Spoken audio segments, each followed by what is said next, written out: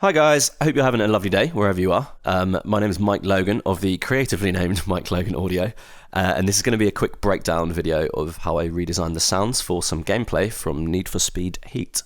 So let's have a quick listen first.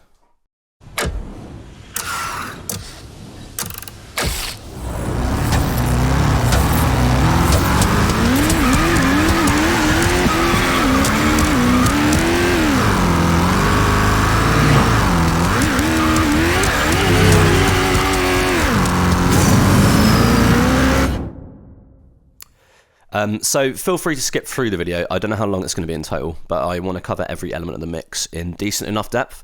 I'll put a bit of text at the bottom so you can kind of jump between sections as you like. I think it's great doing these sorts of like, here's me recording source material and here's how it sounds with a ton of processing in the last mix kind of videos. And they're great for like getting clicks and stuff. But what I always appreciate is seeing someone's like entire workflow and getting to hear the thought process behind all the creative decisions. So hopefully, like, even if one person sees this and gets some inspiration or thinks like, oh yeah, I can use that technique with this thing instead, or even better, why are you doing it that way? It's better to do it like this, and you know, helps me improve. And I'm still very new to game audio design. Only recently finished uni, and I'm still looking for junior positions in the industry and freelance jobs, that kind of stuff. So it's probably more likely to be the latter. But you know, that way we all get to improve as audio professionals and inspire one another, which is, you know, what we want. I'm going to start off looking at the ambience and backgrounds because that's usually where I start whenever I'm approaching a redesign. I just find it's helpful to create some context and sort of world-eyes things for when I start creating the really meaty kind of sound effects. Just stops me from falling into that trap of making everything as big as possible and then ending up with a really muddy mix when everything's together in context. So we've got two locations here, obviously the Chop Shop and Night, which I've made into sub-projects, sorry. This is the first one. We got the Chop Shop. Nothing particularly fancy going on here. I just went through Soundly and found some recordings that I quite liked. So we've got this Chop Shop sound here, and you can see this is originally a stereo recording.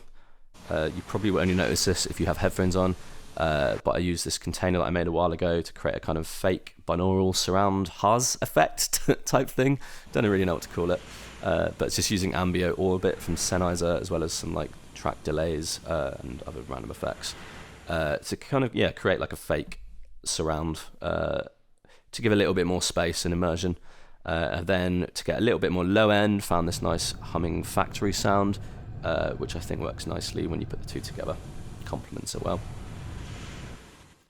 And then finally just some one shots which I've again placed in the world using ambient orbit and slightly automated things as the camera turns so that they're still in the right position in the stereo field.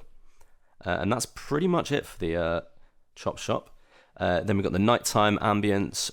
I've used this kind of city recording, which you can hear here.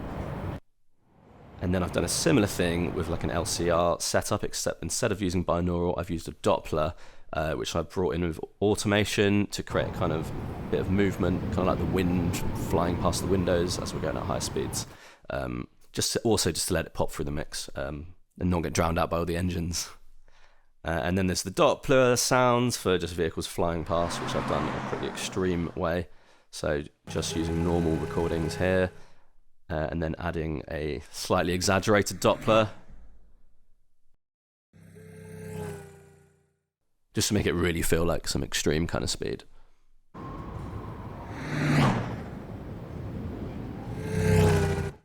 And then that's really it for the ambience. So let's move straight on to the user interface sounds. I'll just play them quickly all together so you can hear how they sound in isolation.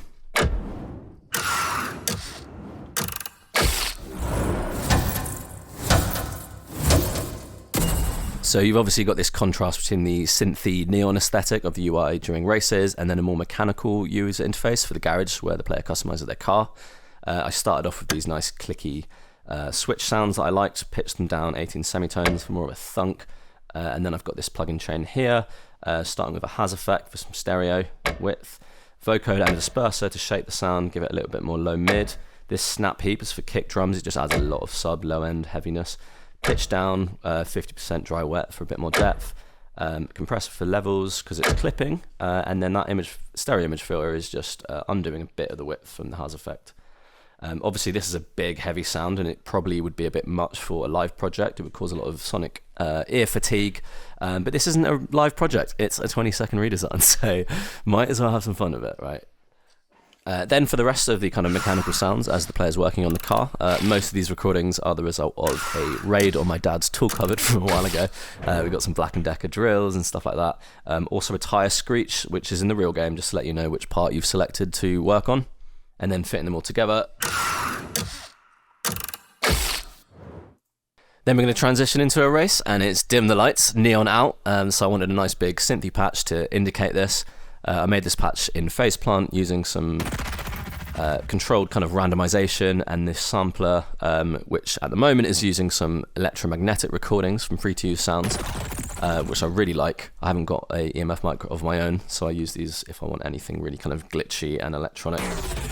And then the benefit of this kind of randomized patch is you can shape it with envelopes and then just get a bunch of variations. And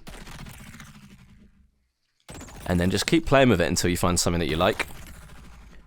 Then once you do, you can just drag it straight out of the Bird Global Sampler at the top, which is such a handy addition, and then slice by transient, and then get the ones you like, add a bit more extra processing, and then eventually we get this nice glitchy whoosh into the race, and then a big boomy impact on the word going.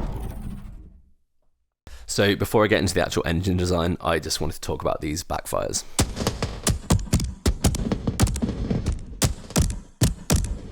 I just love how ridiculously over the top these are in the game. Like, you can even change the color of the flames blasting out of your exhaust pipe.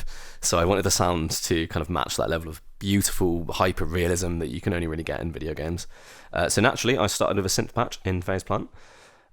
This is kind of a poppy transient generator that I made. I also sometimes use it as an audio follower, as in like routed to channels 3 and 4 on another track, so I can use parameter modulation to get some sort of randomized spikes in a certain parameter, which is really helpful for like a sense of instability, that kind of thing.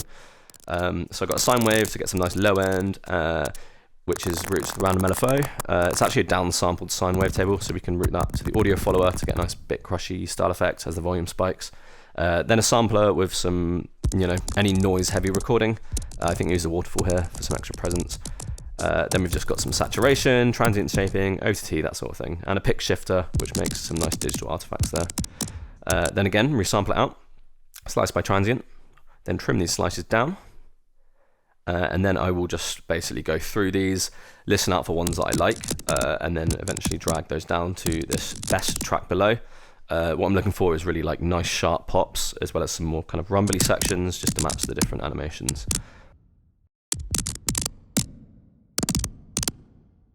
Then I'm going to highlight the bits that I like, squish them together, drag them back into the redesign, turn the playback rate down, and start syncing it all up to the picture.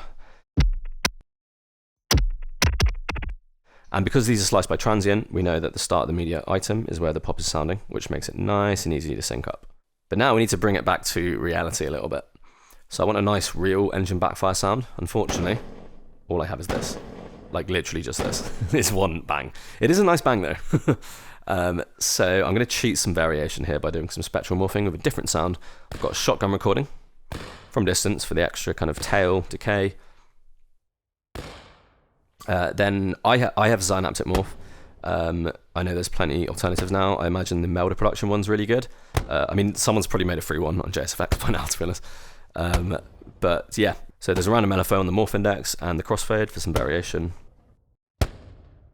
It would be nice if we could put an audio follower on the LFO strength, so it's only kind of randomizing the parameters in between each sound. Maybe that is a thing already, I just don't know how to do it. Anyway, again, resample them out, dynamic split items, and layer them back up.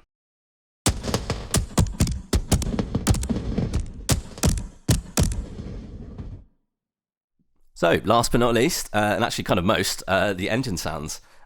This was all heavily inspired by a recent video from Leon Beilman, which I'll link us in a sec at the bottom in case you haven't seen it. The general idea though is using pulse width oscillators to simulate the cylinders of the engine, then using convolution not as a reverb but actually to shape the sound. I generally kind of find this approach of physical modeling to synthesis quite inspiring. It gives you a lot more flexibility than just like pitching and processing some recordings. I would also like to learn a lot more about the granular approach to designing vehicles, which I know a lot of the top dogs use. and get some really good sounds with that. So if anyone's got any advice around that, I would really love to hear it. So we're starting off with these pulse width oscillators to act as the cylinders. These are then being pitched by this RPM macro at the top. Then we've got this noise oscillator, which we can tweak to only be triggering when one of the above oscillators is active. This is already doing a lot of heavy lifting to make it sound less digital. Obviously, we're not there yet, though. So, to get some extra realism, I've then added a sampler on top of this to get some real engine recordings in there. Luckily, I had quite a few different recordings at a steady 5k RPM. Thank you, GDC free library, by the way. Which means I can get the sampler kind of synced up with the pitch of the synth using a pitch follower. And then you'll see at the top, I've got this RPM macro going to 2 other macros for low and high revs, respectively. This just lets me get a more linear change in the timbre of the sound as we increase the revs, as well as having stuff like this fluttery turbo oscillator coming in only at the higher revs. So then, as I mentioned before, we've got a bunch of impulse responses in parallel. And then the nice thing here is that we can kind of play around with the IRs, switch out the recording that's in the sampler, tweak the synth parameters, and then we can just get a whole range of vehicle sounds using just this one patch, which is funny enough how I made the sounds for the NPC vehicles.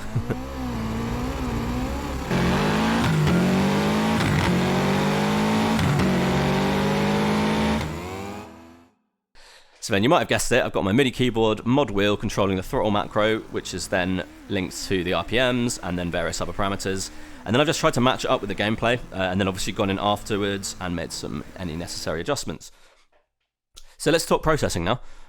First, here's a nice trick that I've carried over from my music production work, which is using track spacer to take the output of any sidechain tracks and apply an inverse EQ curve to this. Obviously, I don't want to use sidechain compression ducking on the main sounds in the mix because it's not subtle enough. But this just lets me duck them at just the right frequencies to have kind of transient sounds like the backfires or the countdown synthesizer to cut through in the mix. And then finally, because obviously our player's car needs to sound beefier and heavier than the AI opponents, I've just set up this LFE bus to add some subharmonics to our main engine sound, which I've then just low passed just over 100 Hertz there, which is just going to add that extra weight, which I can then obviously tweak and bring that out as needed.